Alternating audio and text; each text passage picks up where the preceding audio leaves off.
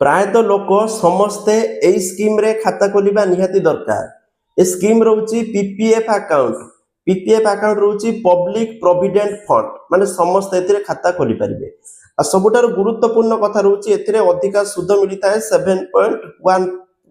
7.1% interest. ठीक अच्छे तो आपण माने पोस्ट ऑफिस रे खोली परिबे बैंक रो मध्ये खोली परिबे।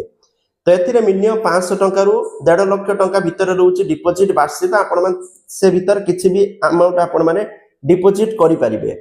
5 वर्ष पर आपण मान चाहिए आपण जदि इमरजेंसी दरकार पड़ला पैसा को उठेई पारिबे विथड्रॉ करि पारिबे किंतु कम सुध मिलिबो। ठीक अछि किंतु 15 वर्ष पर्यंत यार लिमिट रोची 15 वर्ष पर यार मैच्योरिटी होइथाय आपण को भलो सुध मिलिथाय।